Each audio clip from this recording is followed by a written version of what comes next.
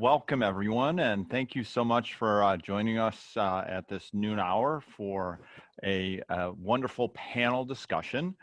So I'm Les Sun. I am the Assistant Dean for Faculty Development in the Academic Learning Environment, and I will be moderating this panel. And I'm going to ask that each of our panelists introduce themselves, and then we'll get started talking about how to be a supportive faculty member to students during difficult times. And I would say this is a difficult time, quite challenging for all of us. I have some questions that we will be going through, and then at the end, I will open it up to the audience. Again, it is being recorded, and we will be posting this on the website thereafter. So let's start with Dr. Chen, Melissa Chen.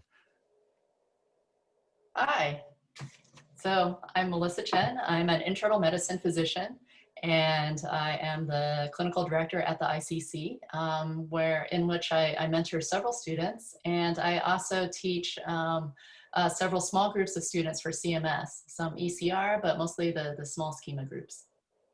Thank you. Simone Ratner, did I pronounce it correctly? Please introduce yourself. I'm Simone Rader, it was close. I'm one of the M3 students. Thank you. Julie Waits. Hi, everybody. I'm Dr. Julie Waits. I'm a clinical psychologist, and I am working at Student Counseling Service with students at the university. This will be my 10th year here, by the way, in November. Mark, please go ahead and, by the way, tell us how long you've been at Rosalind Franklin Chicago Medical School, too.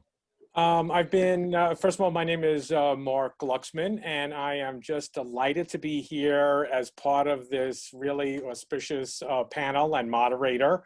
I've been here since 2002, and officially I'm director of the Center for Proteomics and Molecular Therapeutics, and I'm in the building currently, which you see in my background, which, as I like to say, is about 500 yards from the vast majority of our M1s, certainly. I'm also a professor and discipline chair of biochemistry and molecular biology and director of the Midwest Proteome Center. And once we get started, we'll see none of that is relevant. Thank you. Okay, welcome to my panelists and welcome to the audience. And so the first question that has been posed is, what difficulties are we observing with students? What issues are students having? So perhaps it might be best to start with Julie. Please give us your thoughts. Sorry, I got a phone call that was just coming through, so I missed the very tail end of your question, but the difficulties that we're seeing in students was the question. So I would say, what difficulties aren't we seeing with our students? You know, we're all, I think, engaged in a phenomenon that's affecting all of us. I don't know anyone that isn't impacted in some form or another with the changes that we've experienced with just everything that's transpired with COVID, plus just the climate in general, with social justice, with environmental change, with our political system. There's just layers and layers and layers that humans are addressing right now. And I think the idea of that sudden and abrupt adaptation that we all experienced with COVID, our brains are under threat. It's an instinctual response. And what happens when our brains are under threat? Our thinking narrows, our sense of time collapses, we're less productive, we're more distracted, health and safety become primary. Our emotional response is just kind of, this is too much too fast. We're exhausted, afraid, overwhelmed, irritable. Our emotional coping becomes more childlike, more reactive. And the more stress we're experiencing, the more we move to basic survival behavior. So that's kind of some of the things that are maybe impacting us individually, but let's look at kind of externally what people are also sitting with. Ill family members, insecurity financially, insecurity about health, you know, our basic humanity, people feeling dehumanized by their culture, by their environments. There's just so many things. So in terms of our students, one of the things that I think I've just been hearing over and over is just how incredibly overwhelmed our students are. And the exhaustion of the burnout of trying to kind of keep going with the way things are. I've been hearing from a lot of our students that are in a group that would be marginalized or a minority group, and just this time and how it feels to be not seen, not understood, not heard by the world that they're in. That comes up quite frequently. It's just a complete exacerbation of everything that I think students might have already been experiencing before. Thank you. Simone, if you don't want to be put on the spot, that's okay, but I thought maybe having a student perspective at this time might be helpful.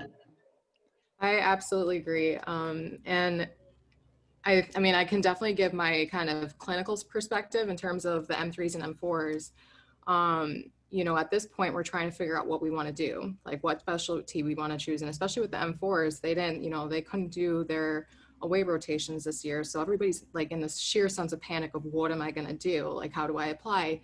I can't really speak for the first and second years, but I can assume it's just equally as overwhelming, especially if you can't really be on campus, and how to kind of tackle that and handle that. I think, you know, you really hit the nail on the head in terms of personal lives. Of course, the pandemic is affecting everybody, but then we also have kind of the social aspect of it. And speaking as a, you know, student of color, it definitely does have an impact, and has kind of made things even more difficult than it would have kind of standardized with everyone else with the pandemic. And I think the biggest battle that we are trying to have within ourselves is, you know, we have this obligation as medical students to uphold this standard and this professionalism and trying to study and do all of this, but, you know, in the outside world, you know, we have this social injustice going on. And of course, you know, first and foremost, we are people of color. Like that's, you know, that's first, being a student in the second. And so there was initially kind of this battle of just like, do I just kind of put my head down and keep studying, or do I like stand up, you know, for myself and for my peers? And so that, I think that was probably one of the bigger battles, especially early on this year. Thank you, Simone. Mark or Melissa, do you want to make any comments? Sure. I really thank you for the really eloquent elaboration that our previous two speakers have made. And I think in summary, you know, we talk about the pandemic, but there really are two pandemics. There's only one, which is much, much more recent, which is going to be, you know, be able to be treated medically and with a vaccine. And the other pandemic, as far as social justice and Black Lives Matter, something that's way beyond our, you know, it's been going on longer than our lifetimes, and it's really coincident. And despite all the technological achievements we've made, it still comes down to people. We still require the human connection. And when you speak to educators, I don't consider myself, I mean, real professional educators who have degrees in education, you know, as we focus on sort of physical safety, it's almost inversely proportional to sort of mental health stability. And again, as was pointed out, those students who are likely to be more vulnerable and need lots of support, whether you're navigating financial health safety concerns, those students that were most disadvantaged before COVID are most likely going to be disproportionately impacted by everything that's going on now. And we really have to be sensitive to that. Thank you, Mark. Melissa? Yeah, I'd like to say that students and faculty too, we're all tired on some level. Our cortisol levels have been constantly activated by like all of 2020, right? I read an article recently that talked about our surge capacities are depleted. There's a concept in natural disaster relief. We've hit a 6-month wall. We've had this like constant cortisol going, and now we're starting to hit a wall. Surge capacity is how we adapt to acutely stressful situations, but most of these situations usually occur over a short period of time. But the disasters of 2020, they're stretching out indefinitely, right? And there's a great quote in this article, which I'll put in the chat shortly. It's not like a hurricane or tornado where you look outside and you can see the damage. The destruction for most people is invisible and ongoing. And we're all beginners at this. I think we need to be kind to ourselves and to our students in navigating this minefield. And well, thank you all for your comments. And unfortunately, we're not painting the rosiest picture, but something that we all have to deal with. And so let's talk about how you're dealing with it and what's working for you. And then we'll talk about other recommendations. So go ahead and tell us what you're doing to deal with all the issues at this time. And I'll just go in reverse order if that's okay. And Melissa, do you want to go ahead and take that? Sure. Let me share some things that I've been doing for a while that I think has been helpful to students, especially during these times. And then I'll share something I did that was definitely out of my comfort zone, but I think ended up being really appreciated. So I do 3 things with my small groups before I dive into the academic part. And I do this in part to really set a psychologically safe space, but also because these are different aspects to learning to be a great clinician other than pouring in the raw information. So first, I teach them different ways to meditate. On an immediate level, this helps ground them as they're often coming from a stressful week or directly from a quiz even. And on a greater level, the meditation is a restorative tool that they can potentially use to help them be a better clinician. We all need to figure out tools to restore after a toxic interaction, especially during these times. Secondly, we look at some art. This helps them exercise the right side of their brain, trains their observer's eye. But the sneaky lesson is that it also helps the students build empathy and a sense of a team, because in the small group discussions about art, there are really no judgments because nobody knows anything about the art. And everyone acknowledges everyone's opinion is valid, even if it wasn't what you first saw. So this is team building. This is empathy.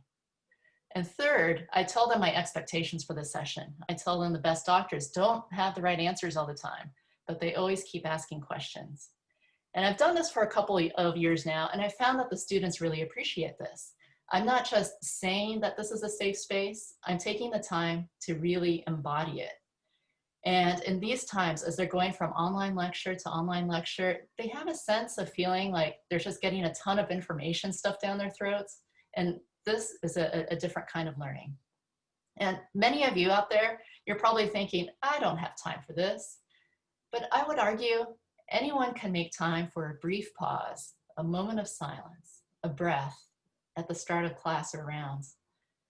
Acknowledge what's going on in the world. Acknowledge the struggles that we all are going through. And part of being a good clinician is also in learning to be part of a team, right? Especially here at RFU, we need to be teaching how to be part of an interprofessional team and listen to other views. Whatever way you choose to do team building, that is restorative and instructional too. So those are 3 things that I've been doing for a while. But let me share one more thing that was definitely out of my comfort zone, but I felt was really important. After one of my sessions this year, I held a space for students to sound off. I acknowledged the events and their feelings. Some students expressed that they felt shut down. They're tired of trying to make change and feeling like they aren't doing anything. And I normalized, these are normal feelings. And then, being an educator and all, I can't resist bringing in the clinical correlation. I said, this is what the amygdala does in the fight or flight response. It shuts you down when you get overwhelmed. And since these were M2s and they're going through the neuro unit, I could see the light bulbs going off. And I said, this is what patients do when we tell them to do something like lose weight. They get overwhelmed and they shut down and they don't execute. And this is totally normal. So I gave them the space to process. I acknowledged their feelings. I normalized them. And going in, I was really afraid of providing this open space for conversation, and I was thinking about just, doing the easy thing, doing nothing.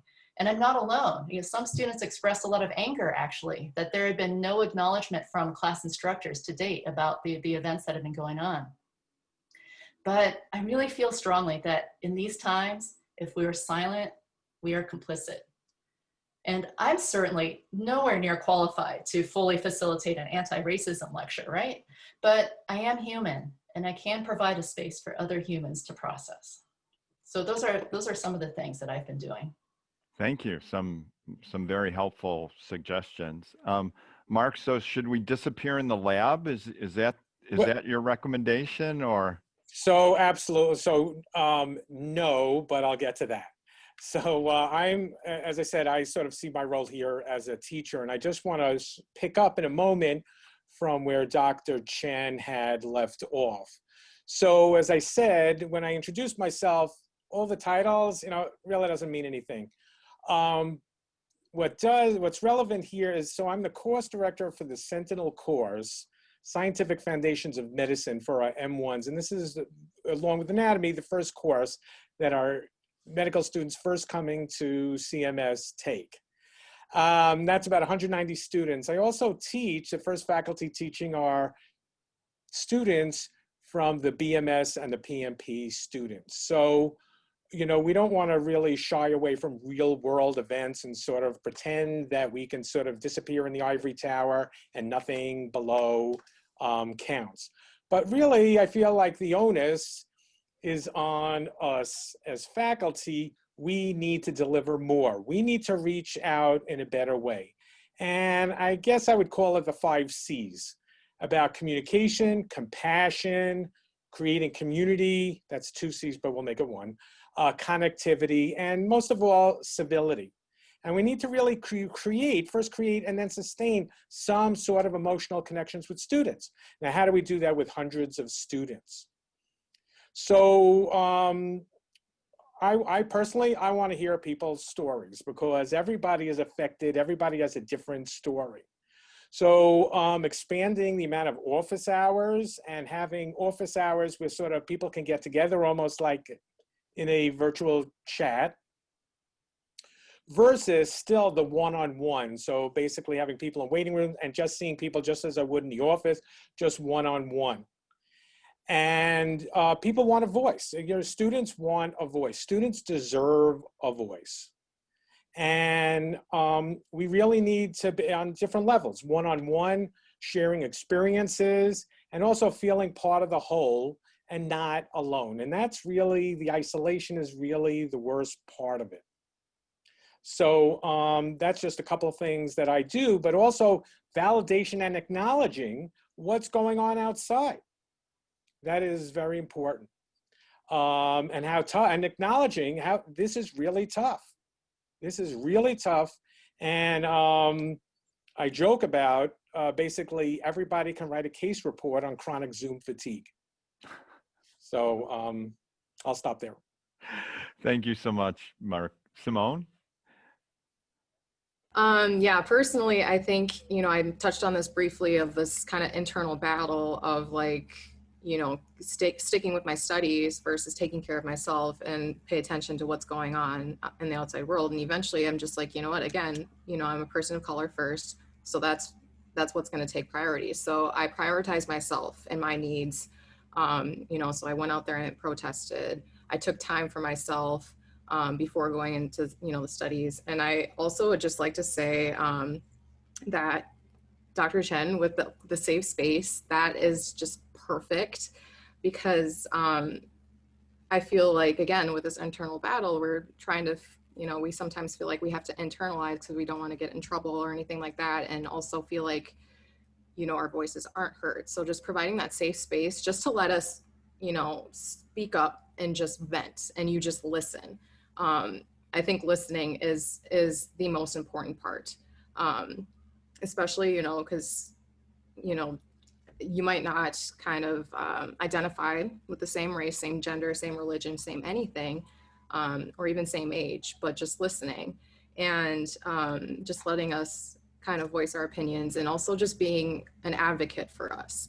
I feel like, you know, the students, one of the things I love about CMS is like the actually the student body. Like our generation is fierce and resilient, and we are a united front whenever there comes an issue. There's never been any dividing group among the students. We all fight together. And I think it's really important that that includes the faculty and staff, and it doesn't feel like just the students fighting. So especially if you do kind of agree and acknowledge what's going on, to fight beside us. And I'm not really sure if if there's any sort of hesitancy from the staff and faculty of what might happen with them, with their jobs, if they do kind of voice their opinion and fight alongside us. But I will just say, from a student perspective, like, just as hard as you guys fight for us, we will fight for you back. Thank you. That was helpful. Julie, please go ahead. Yeah, I'm just going to probably echo so much of what's already been said. Obviously, in my role as a clinician, you know, creating that safe space is foundational to appropriate and ethical care and for the relationship to be successful. Some of the things I wrote down when everyone else was talking that I was thinking about, just the foundation of emotion focus, that emotions are primary. And in the way that I work with students, that's always kind of the place that we go first. What are you feeling? Why are you feeling it? Allowing that space to really delve deeply into that part of oneself and that introspection in a space that feels confidential and safe to do so. With that trauma lens, everything that I do, everything that we do is with the foundation of trauma-informed care. And I think there'll be an opportunity for me to go into that a little bit more deeply, but just foundationally, it's about safety, it's about choice, it's about empowerment, collaboration, and trustworthiness, in creating all of those in the relationship. I would add that, you know, it's about personalized care, so that the student knows that they're a collaborator in their care, and that their voice and their needs are being reflected in the kind of care that is being provided. So for example, one of the things I do with my students that might have a diagnosis of ADHD is provide an email summary, because I know that that's going to be a helpful prompt to remember some of the things that we discussed. Advocacy, has been said, is absolutely, I think, important and essential at this time. You know, and I kind of think about how we're limited in terms of personal advocacy because of privacy, confidentiality, and the nature of our relationship with students. But I do always try to take a population health approach to what we're seeing in counseling. So if we're seeing huge numbers of students all kind of addressing the same dilemma, I would want to find a way to get that information to the right hands. You know, I think with our students, you know, of color, it's important for us to show up. It's important for us to educate ourselves and put our actions where our commitments are to doing that work ourselves. So I think it's about bringing it up. It's about bringing it up to have those dialogues in session and outside of session.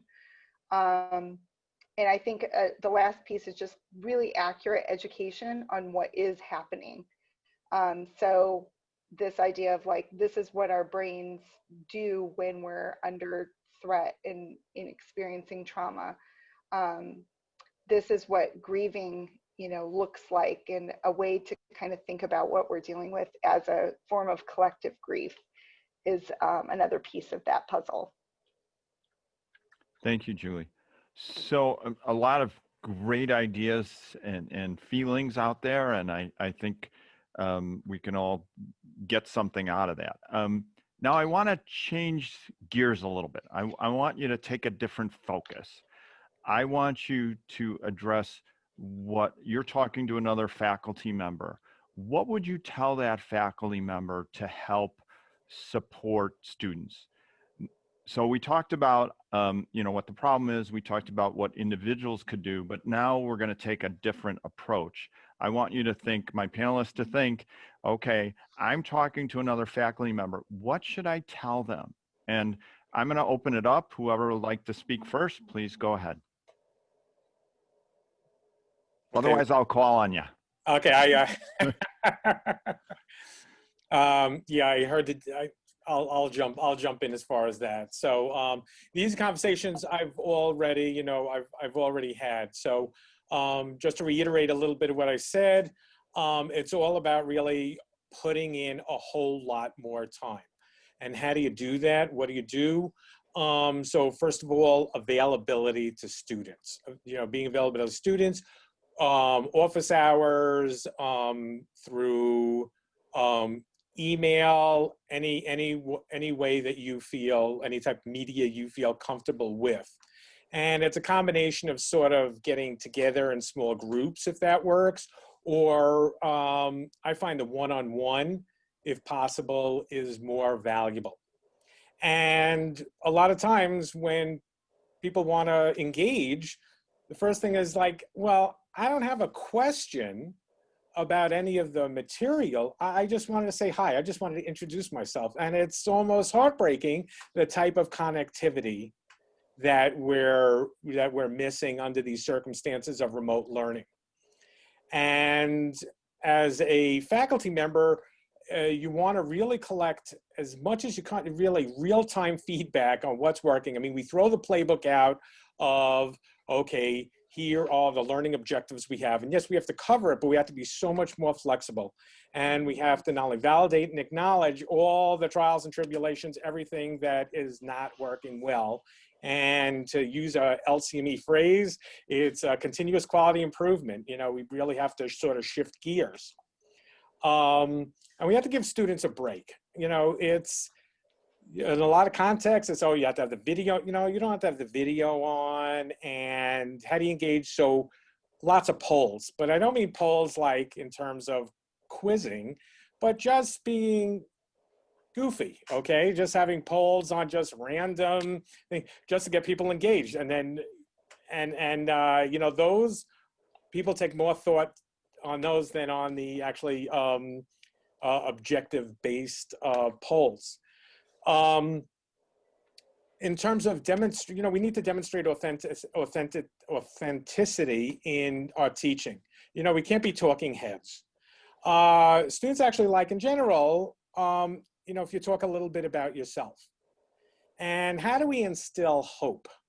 And the way we instill hope, and this was totally on the fly, is we introduce sort of COVID, SARS-CoV-2 topics that are very relevant, especially in something like scientific foundations of medicine. So, it's not what is portrayed as a total black box. We actually know a lot, and actually how can students possibly get involved? So this is the research piece.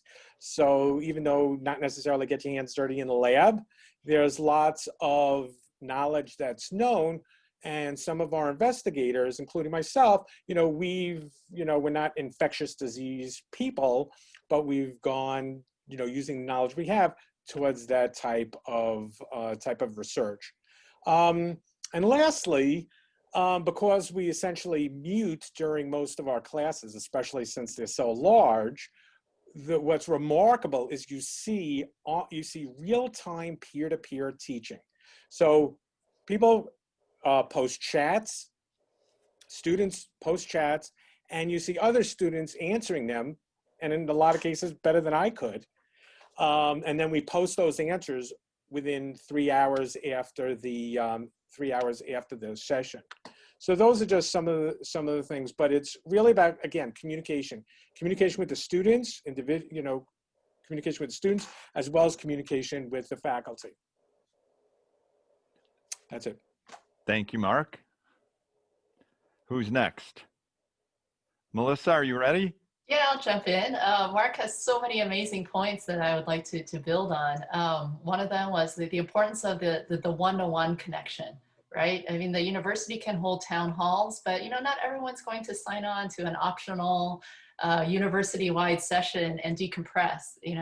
These things have to happen either on a micro level, on the small group level, or on a one-to-one level. I've been trying to make it a point, and I do need to be better about this, about delivering positive feedback and making one-on-one connections through email. Like, let's say like one a week. It could be like a pat on the back, like, hey, I see how much work you've put into that project. That was awesome and really well done and really needed in the community. Or it could be an acknowledgement of their challenges, like, hey, thanks for sharing your story. That was hard and I see you. Or it might be a helpful note, like, I might email a student and say, hey, you seem really self-deprecating of the value of your statements. There's a name for that. It's imposter syndrome. And here's an article, book, or podcast that helped me confront my own issues with this. Thank you. Julie, Simone? I'll jump in, Simone, if that's okay. And I think what everybody is saying, it's examples of trauma-informed care. So I'll just kind of go into that a little bit more deeply. First, what I would say, let me take a step back. I would say just to my colleagues, please lower your expectations if at all possible, while maintaining the academic rigor that you need to, but this is not the time to do things as usual. It's a time to take a little bit of a step back and do just enough. So of those trauma-informed care principles, safety, how can I think as a professor to create an area that's calm, comfortable, where privacy is respected, to help my students feel safe? And I think Dr. Chen's example is really great for that. Choice, how can I as a professor provide individuals that I'm working with options, clarify their rights, responsibilities, and clarify my own rights and responsibilities as a professor? Empowerment, that's something that I heard a lot of the other speakers saying. How can I notice capabilities in my students? How can I help my student to feel validated and affirmed as a learner? Collaboration, how can we make decisions together? How can I support the student in having a very significant role in planning and evaluating the services that they're receiving, in this case, educational services? Trustworthiness, how can I provide clear, consistent information with respectful and professional boundaries that are maintained? So that speaks to just this constant sort of flow of, this is what I'm thinking about and addressing, and this is what you, as my student bodies, I want you to know about that, and I want to hear from you, and how can we create those channels? And then just kind of in a more practical sense, how as a professor can I listen and offer empathy to my students? That's a significant intervention in and of itself. Simple, straightforward human compassion for what has happened to us, to you. Acknowledging human suffering and distress can be incredibly healing. And being heard allows somebody to feel safe and cared for again. And I would also add, though, it's about choice. So not to ask people for their story if they don't want to share it. It really has to be something that the student feels invited to that space, but not coerced or forced into sharing something that they don't want to share. And I think that that's a more specific example of that, with the idea of having students on video and mandating them to be present on video or to show up with their faces on video. To think about that from a different lens, how that could be really uncomfortable or intrusive. How some students might feel that their focus goes to, you know, the environment that they're in and looking at what environment their other fellow students are in. And so that kind of idea of like allowing that flexibility and that privacy, if at all possible, so students can feel like they make that choice to show up on video or not. Encouraging students to listen to their bodies, to take study breaks when their leg is bouncing up and down, when they've read the same paragraph 5 times and they still just don't understand to listen to their bodies.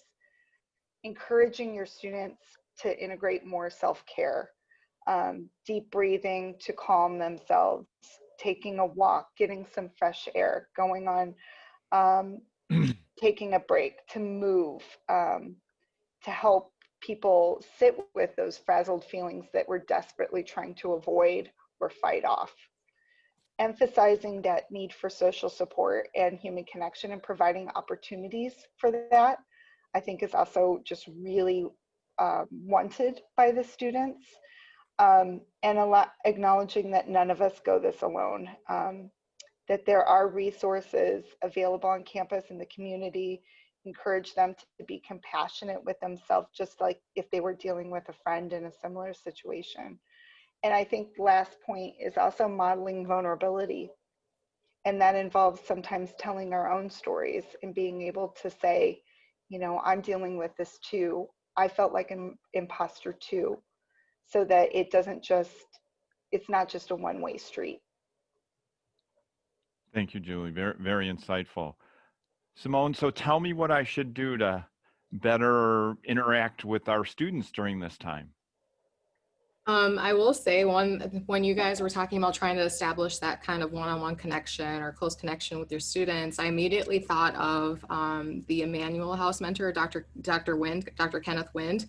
And something he has always done since M1 year is we would have, you know, our clinical reflections discussion of whatever the topic was for the day or whatever the article, but he would always set aside the last like 10 to 15 minutes of the class to just completely open the floor and just say, hey, how's everybody doing? Like, you know, what's everybody stressed about? And it just kind of opened up the floor. And I think, you know, especially what's going on right now, that is the perfect opportunity to be able to do that. And of course, he always sends out emails just like, hey, you know, I'm always, the door is always open if anybody wants to talk, but just making it a point to specifically set aside time for people to just kind of, you know, debrief on kind of what's going on. It could be related to school, it could be related to life, just it was completely open.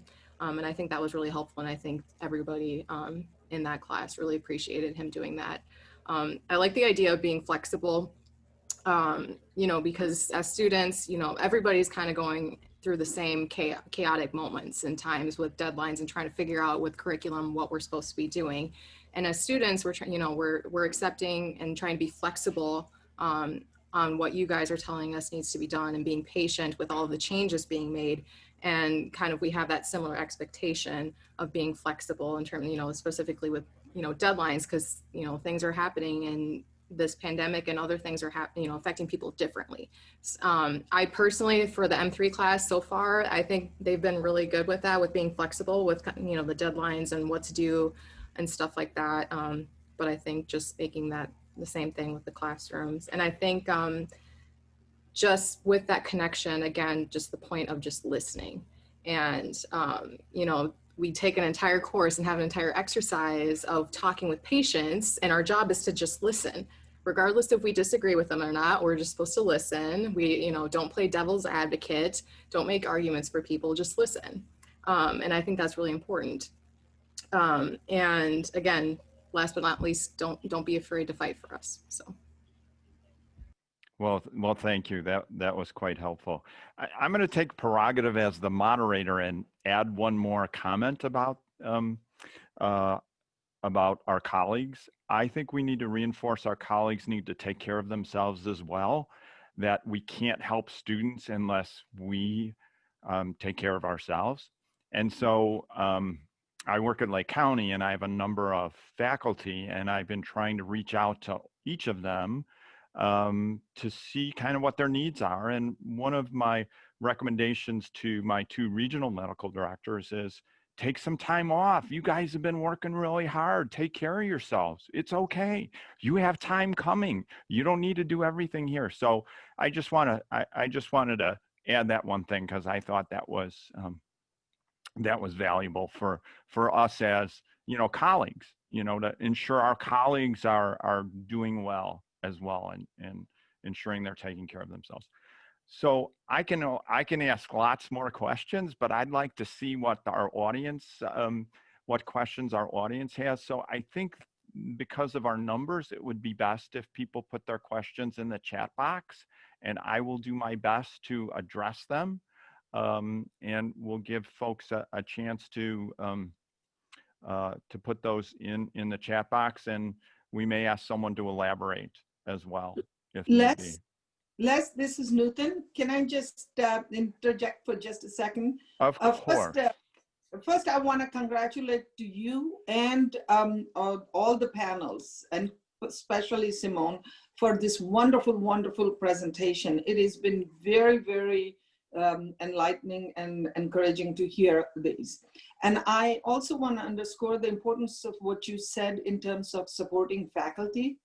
And want to put a plug in that at the Office of Faculty Development, we will be happy to have seminars of this kind for faculty, where what to do in terms of how to be supportive to each other and how to take care of ourselves.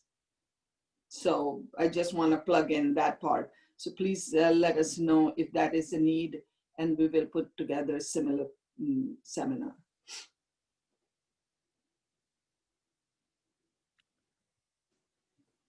Oh, great. Archie, great question.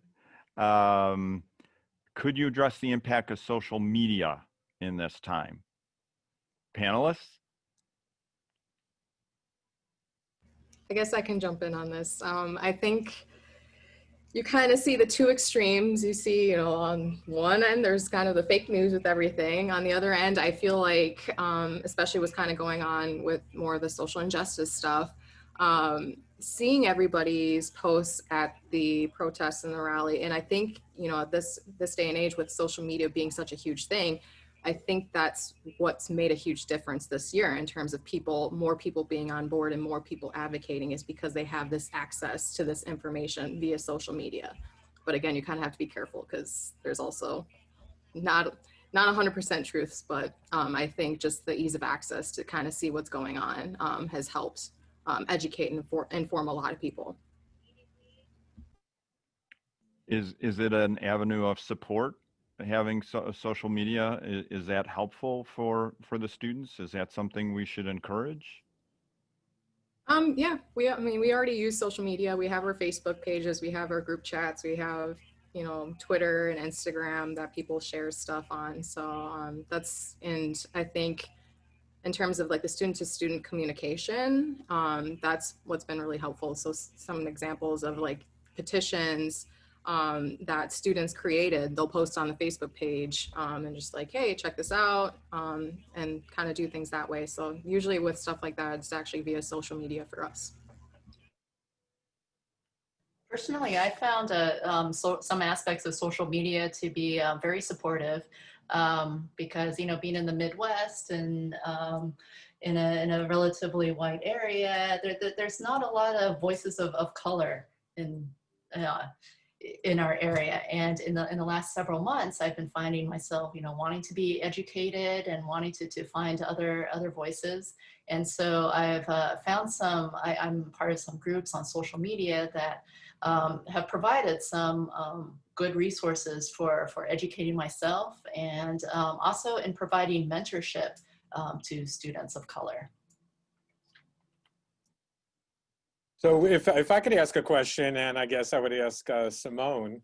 So as far as a student perspective, what do you see a good, efficient role for faculty in terms of engaging students outside the virtual classroom that we have now with social media? So in other words, I'm coming to you and say, what's the best way to communicate with you? What would you tell me? Well, I know everybody does the emails, which we get a million emails a day, but I'll go bring it back to Dr. Nguyen. So Dr. Nguyen, when he's meeting with us one-on-one, it's usually via like FaceTime or Snapchat or anything like that. So he actually uses that and it's kind of more personable. But I think just the idea of just being available via text is like already enough for us of like just, text is more personable. And yeah, just having text or just even doing FaceTime to have that face-to-face interaction. That's kind of what we've been using, but social media, not so much. Thank you. Well, there's another question that came up. Are there any special efforts underway for offering first-year medical students extra support? And I can kind of understand getting started in this crazy time. It may be a little bit more stressful. Is there anything that we have for first-year students? So as I said, as part of being course director for Scientific Foundations of Medicine, which is really the Sentinel first course that goes on, it's also real-time monitoring. So what we focused on was the negative social aspects of being in a remote learning environment.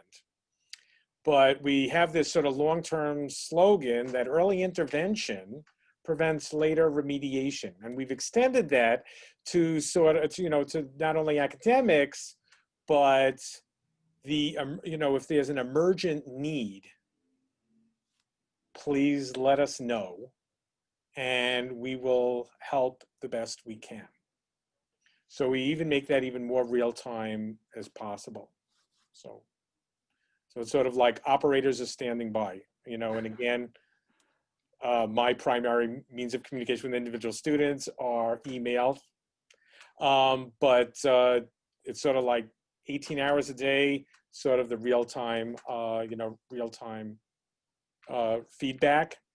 And I feel everybody else's, I get hundreds, certainly dozens and dozens of emails every day just from students. So just knowing that you're there. Please, Dean. So Archie. Les, with regard to the first year students, this has been a concern for me right from the get-go. And actually among the leadership of the medical school, we've been discussing this as to how we can support them additionally to our other students, because the others at least have had some experience with medical school, whereas these folks are coming in raw from a completely different background. And this is a tremendously difficult adjustment under normal circumstances. And these are certainly not close to that. So I asked, actually, because I knew I'm still learning about what resources are available and how they're deployed. And one of the things I was told was that the house system really steps in and helps in terms of acclimating these students. They were setting up, different types of activities to help them. That we have tutors and mentors available who are near peer tutors and mentors to help the students acclimate better. And then one thing we realized was that a part of our new student orientation used to be the engagement of family and friends, and somehow that had been skipped this year. So we did a special event, I think it was last week or the week before, where we invited family and friends to come and talk and tell us what they were hearing from their loved ones that they have entrusted to our care, and also to let them know about the resources and how they could help. And I felt like that event went really well. We got a lot of comments from the people who attended to say, this was really helpful to us to understand what the school is doing and how we can be of assistance and support, that social support that Julie was talking about, it goes beyond our faculty and our staff who are there, but our students also have other people who can support them and should seek out that support as well. And also, Dr. Olivier's team, the whole diversity team, also had an event with the M1s in terms of welcoming them, providing support and providing support structures. And Dr. Rascado's individualized strategic enhancement program also it will be there providing additional support one-on-one to our M1 class. I wanted to ask Julie if I could put you on the spot about resources that are available both internally and externally. Yes. Or where somebody could go, whether I'm a faculty member trying to figure out how to help a student, or I'm having a problem, where do I go? Sure. Before I answer that question, I just want to speak a little bit to the question that was just asked. This conversation comes up, I think, quite often, and I'm thinking about our students who might identify as students of color. I was literally just having a conversation with one of our Black identified students about this idea of a house, that medical school is like you're coming to a stranger's house. And kind of using that metaphor, who is the onus on to introduce that student to the house? Should it be the student's responsibility to look around the house without being really kind of engaged with that? Do they have to, call somebody that's been in the house before and ask them for that tour? I like the idea of the metaphor being, like the leadership and the people that are living in the house to invite that student in, to ask them to take a seat, to give them a cup of tea, to give them the tour and walk them through, each room and what to expect. And so any way that can happen so that the students feel like they're really invited guests and welcome into that space, I think is really essential. And in terms of resources, so of course, we're a resource for faculty to think through how to engage with students if they're concerned about a student or have questions about how to create a trauma-informed space or how to have trauma-informed teaching. We have been doing a lot of work on trauma, so we can certainly provide those resources in terms of one-on-one or talks. We are happy to give talks anytime we're asked. We did that talk for pharmacy faculty, and I think it was pretty well received from the feedback that I heard. So we're here to support faculty in that way. For faculty health and wellness, if you want to do your own individual counseling work, there's the EAP that's available through our HR. For students, obviously, we're a resource for students wanting to deal with any, self-awareness, mental health issues,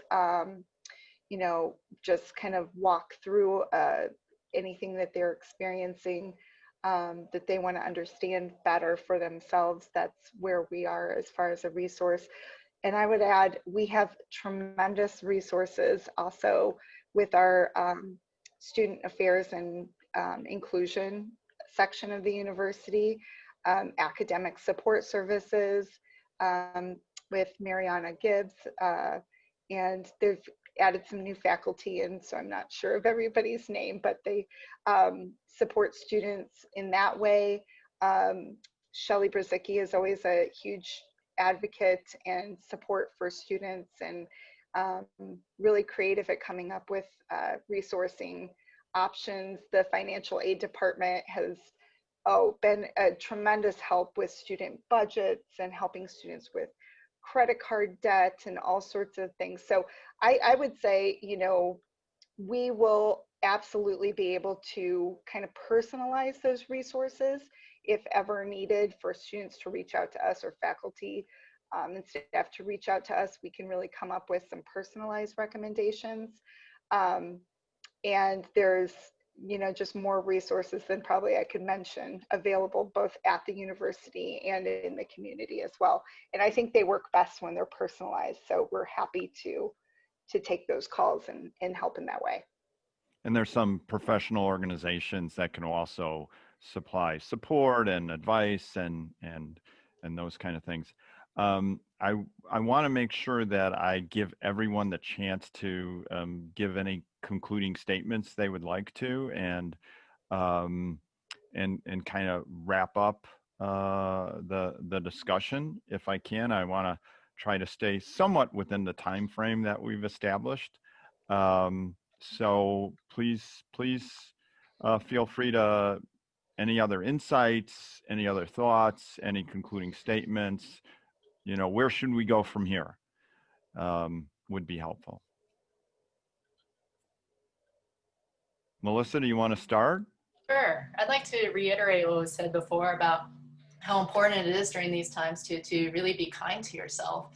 And that this, you know, like setting the psychologically safe space, this is much easier said than done, right? Because we're all overachievers that have spent our entire lives caring for other people. And now you're telling us to take care of ourselves. What does that even look like? So just acknowledge that it's a hard time and keep working at it. Thank you. Archie, please. Yeah, Liz, I just wanted to make a comment with regard to self-care and the tremendous importance of self-care.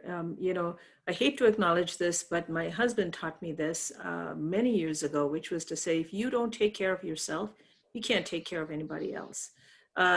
He's an engineer, and you know he's a fixer, so he saw a problem and he wanted to fix it, and the problem was that I was not doing what he was saying.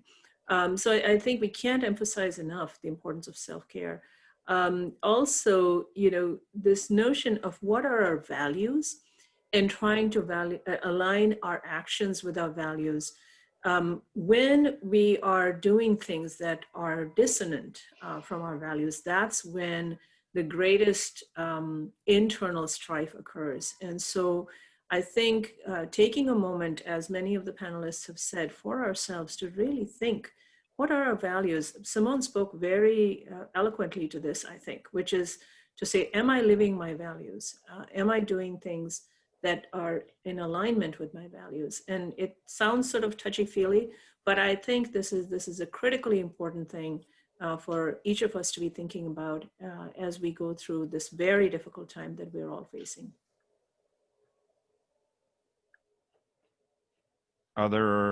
Thank you, Dean. Other concluding remarks or anything Yeah. else you all would like to add? I would just add some principles of trauma-informed teaching. I think they're just good touch points to go from, not to go it alone, to work with a couple of other instructors to help devise strategies to, you know, figure out what's working, what's not working, to have a sounding board for your ideas, to really re-examine your course, to ask yourself, what are those core things you want your students to learn? And that kind of speaks to the values. We need to really have realistic expectations for this time, to simplify the syllabus. If students are normally expected to write 3 papers, or will it compromise the integrity of the course if you ask them to do only 2? Is there flexibility? So instead of a paper, could students do a video podcast? So thinking about new ways of demonstrating that learning. Can you exchange those high-stake tests for lower-stake quizzes, other assessments? That sort of re-examining, what do we really want students to learn? To be organized but flexible. So structure your course, your goal, as clearly as possible, so students understand where it's headed and where the plan is to get there week by week, but also be flexible when challenges arise. So that doesn't mean giving a pass, but mapping workarounds up front helps them to know a little bit more in advance about what they might miss. And I would say one of the things that I'm hearing a lot from students is they're concerned with the idea that they have to pivot quite a bit because things keep getting added or taken away on their schedules. And I think that that's something that, you know, again, that they might need to have some communication around why that happens and what some of the barriers or challenges are, so they just understand where that comes from. And last, to re-emphasize those concepts that you're really wanting to get across in scaffold. Because stress affects our memory, students are going to need more reminders than usual about when things are due, what was previously covered, how it connects to what they're learning next. So to have these guideposts in your syllable, course management system, class meetings, and involve the students during times of trauma, people feel like they have a lack of control, so that you're kind of seeking their feedback about how things are going, how they could do a class assignment or measure learning in different ways, and not taking things too personally as well. So when students do have their cameras turned off for your class, not to automatically think it's because, you know, it's personal to me, but maybe they're embarrassed about their space, or maybe they have another demand that's really taking priority at that time. So that would be the last pieces that I would want to share. So I can give my last kind of summary for everyone too, from a student's perspective. Again, especially with this current time, our priorities may be shifting away a little bit away from school to focus more on our values and ourselves, and just being mindful of that. Again, just listen, give us that safe space. And don't be afraid to fight with us. So it kind of goes back to the question we just had in terms of like students reaching out. And I think, you know, personally, just knowing that the doors open is pretty good. In terms of like what will actually prompt people to do that is just knowing, like, if we see you like advocating for us, we're just like, wow, like they are fighting for us. We would probably be more inclined to then, you know, reach out to you as that person to seek support and care. But I think, yeah, just when you actively demonstrating that, I think we'll be more comfortable coming to you. I guess just a piece of advice in terms of how to get students to kind of seek help through you. Thank you, Simone. And I would just say that we need to be physically distanced, but we don't need to be socially distanced. And Mark, can I just ask you one question, because it kind of came up in the chat boxes? I'm a faculty member, but I don't really have a lot of students. I don't interact with students very much. What can I do? How can I make a contribution? How can I be supportive in that situation? So if you don't have students, so when you say you're not involved in teaching, everybody is involved in something else, whether it's something to do with service or it has to do with research. And each of those entails, in a different way, not in a classroom setting or remote setting, you can engage with students. There are always opportunities, and we look for those. Because it's a community. We're creating community, we're sustaining community, and we need to create and sustain emotional connections amongst everybody in the community. Well, I want to thank our panelists. And from my perspective, this was just a wonderful interaction, a great opportunity to exchange ideas and be supportive and really make sure we're meeting our mission in teaching the students.